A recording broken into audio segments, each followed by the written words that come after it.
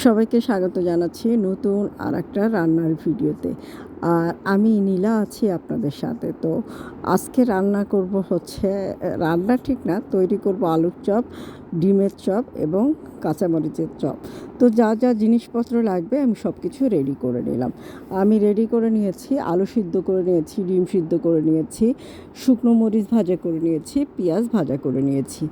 এখন আমি একটা বাটিতে বেসন নিয়ে নিব পরিমাণ মতো, দিয়ে দিব লবণ, হলুদ, মরিচের গুঁড়ো, একটু হিংস পাউডার, দিয়ে দিব জিরা গুঁড়ো এবং আপনারা গুঁড়ো মশলা যা যা আপনাদের আপনারা খেতে পছন্দ করেন সেগুলো দিয়ে দিতে পারেন, এবং একটু শুকনো মরিচের গুঁড়ো দিয়ে এই মিশ্রণটাকে আমি আগে শুকনো অবস্থায় একটু ভালো করে মিশিয়ে নিব।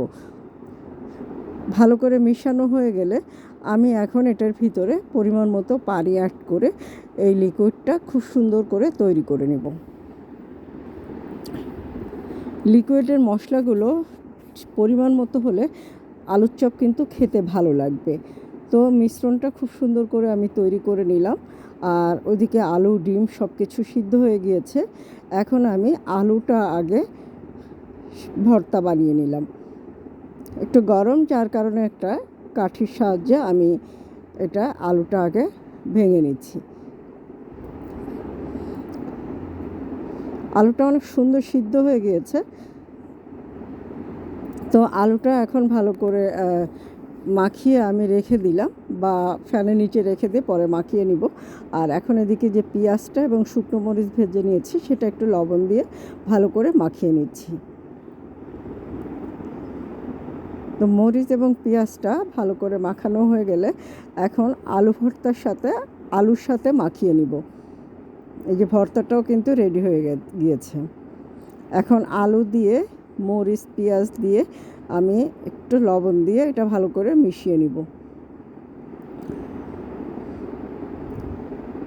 পেঁয়াজ মরিচ ভালোভাবে মাখা হয়ে গেলে আমি এটাতে দিয়ে দিব একটু নুডলসের যে মশলার প্যাকেট থাকে, ওই মশলার প্যাকেট বা ম্যাগি মশলা, আপনারা ম্যাগি মশলার প্যাকেট দিয়ে দিতে পারেন। তো আমি একটু নুডলসের মশলার প্যাকেটটা দিয়ে দিলাম। এখন দিয়ে দিচ্ছি একটু সরিষার তেল, দিয়ে মিশ্রণটা আরেকটু ভালো করে মাখিয়ে নিব। মাখানো হয়ে গেছে। এখন হাতের সাহায্যে ছোট ছোট করে শেপ তৈরি করে নেব। আপনারা যেভাবে খেতে চান সেভাবে শেপটা তৈরি করে নেবেন। আর ডিম যেটা সিদ্ধ করেছি, ডিম সবগুলো চপ তৈরি করব না, 1.5টা ডিমের চপ তৈরি করব। তো এই যে ডিমের চপও এভাবে সব রেডি করা হয়ে গেল।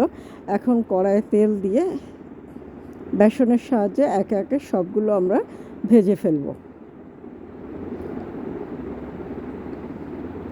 আর একদম লাস্টের যে বেসনটুকু থাকবে ওই বেসন দিয়ে কাঁচা মরিচের চপ তৈরি করব।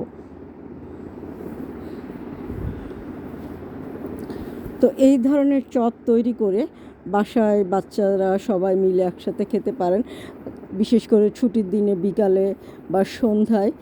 আর বাসার জিনিস কিন্তু সবসময় ফ্রেশ হয়, কেননা তেলটা কিন্তু একদম ফ্রেশ তেলেই ভাজা হচ্ছে। যেটা বাইরের ভাজাটা সবসময় ওদের তেল থাকে, ওই পুরানো তেলে ভাজা হয়, যার কারণে কিন্তু একটু অনেক ধরনের অসুবিধা হতে পারে।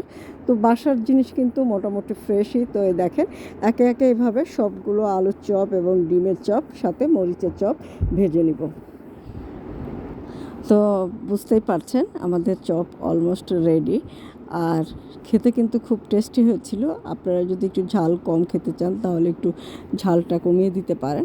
আর এই যে দেখেন সব কিছু রেডি, কালারটাও অনেক সুন্দর এসেছে আর খুবই টেস্টি হয়েছিল। এই যে আলুর চপ, মরিচের চপ এবং ডিমের চপ, সাথে আছে সস। তো আজকের ভিডিওটা মোটামুটি শেষের দিকে। ভালো লাগলে লাইক করবেন, শেয়ার দিয়ে সাথে